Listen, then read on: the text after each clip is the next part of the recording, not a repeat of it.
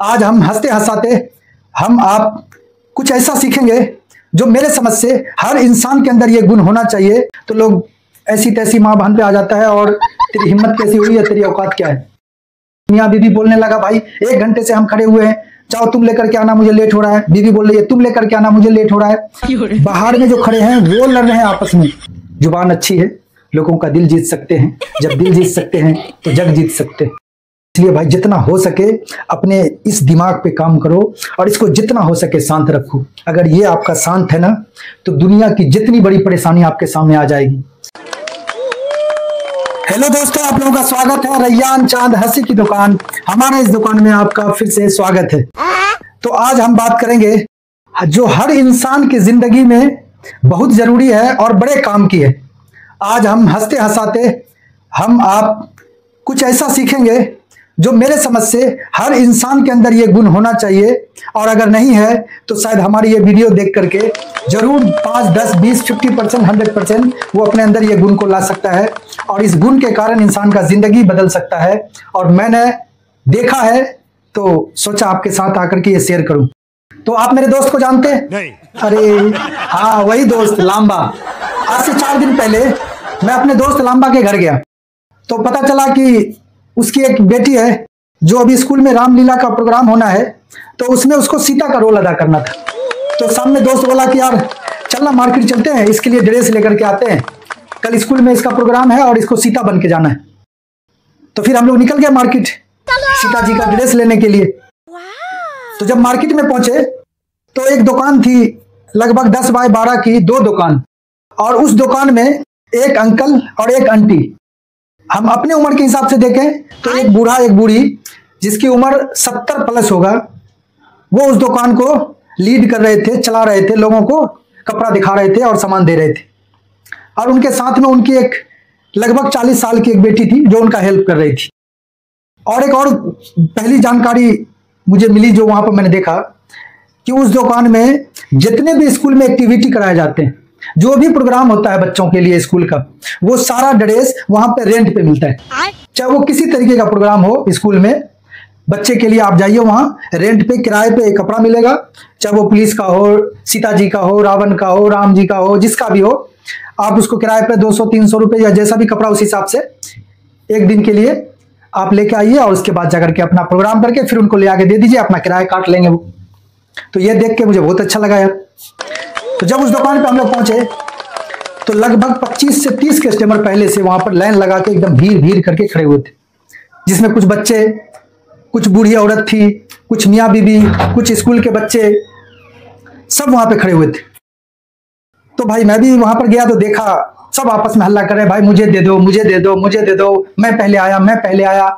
मैं बोला भाई यहाँ पर तो बड़ा मुश्किल होगा, ये बेचारा बूढ़ा बूढ़ी है, इतने लोगों को सामान कैसे निकाल के देगा, और वो भी उस दुकान के कोने कोने में ठूस ठूस करके सामान भरा हुआ था। मैं तो देख करके हैरान था कि भाई वो सामान कहां से निकाल के देगा, वो तो उनको पता कैसे होगा कि कौन सामान कहां रखा हुआ है।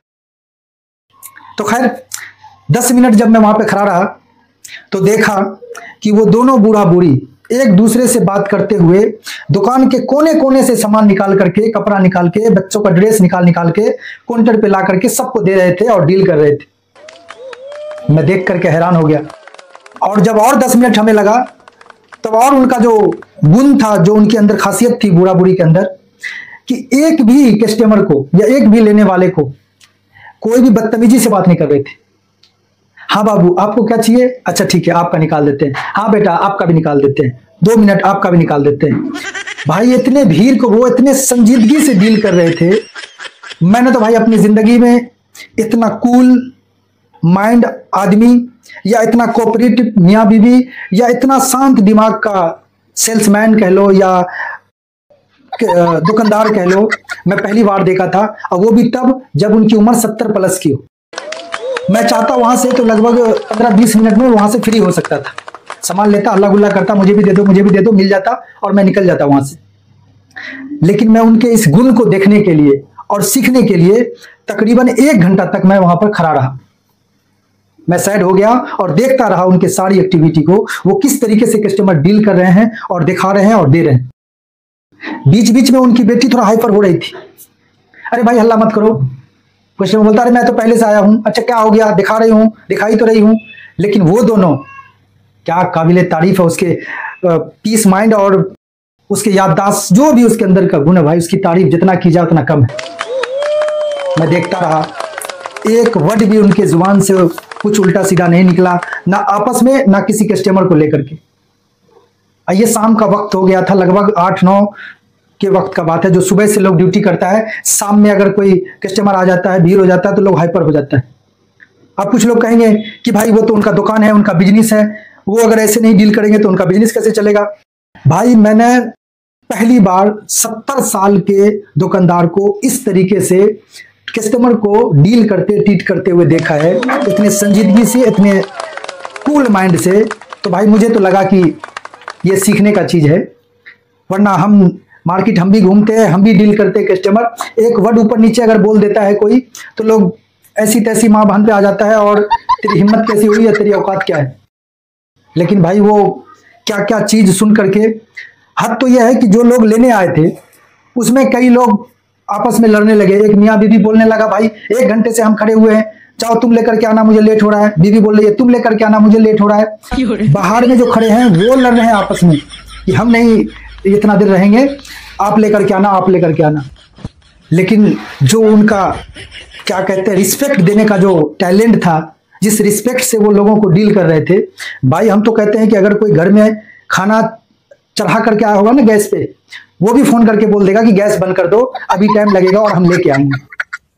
तो भाई मुझे तो देख के ऐसा लगा कि इस दुनिया में ऐसे भी लोग हैं जो अपनी जुबान से दुनिया जीत सकते हैं, लोगों का दिल जीत सकते हैं। और ये जो तासीर जो कहते हैं ना लोग किताबों में पढ़ते हैं, सुनते हैं, मैंने वो देखा था लाइव। 20-25 कस्टमर में से एक भी इधर उधर नहीं जा रहा था, सब वेट करके और अपना अपना सामान ले रहे थे और एक दूसरे को कोऑपरेट कर रहे थे। अच्छा भैया आप ले लें, आप ले लें आप। तो भाई हम उम्मीद करते हैं कि भाई हम, आप या कोई भी लोग हो, ये जुबान जो है इसके ऊपर लोग काम करें, इसलिए कि यही एक ऐसी चीज है जिससे आप इस दुनिया में हर चीज को जीत सकते हैं। जुबान अच्छी है, लोगों का दिल जीत सकते हैं, जब दिल जीत सकते हैं तो जग जीत सकते हैं। लेकिन फरेबी जुबान नहीं होना चाहिए, धोखा देने वाला नहीं होना चाहिए। तो मैंने वहां सीखा कि भाई इस उम्र में इतने लगन के साथ किस तरीके से लोग अपने काम, अपने ड्यूटी या अपने आप को शांत रख करके कुछ कर सकता है, तो भाई हम क्या है यार।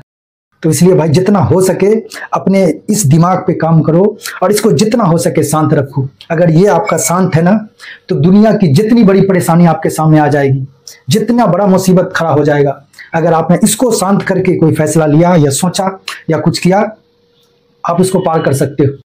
लेकिन सारा गेम तो यही का है, लोग हाइपर हो जाते हैं, क्या करना है वो समझ में नहीं आता। और जब आप इसको शांत रखोगे तो वो खुद ही फैसला करेगा कि भाई अब ये करना है, अब ये करना है, ऐसे करना है। तो इस पे हम लोग काम करेंगे।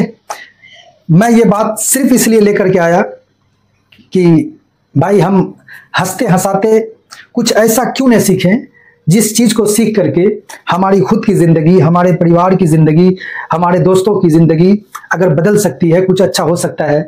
तो इसलिए हम आपके सामने ये लेकर के आए और इतनी अच्छी, इतनी खूबसूरत बात जो सीखने को मुझे मिला और वो मैं आपसे शेयर ना करूं, ऐसा तो हो ही नहीं सकता।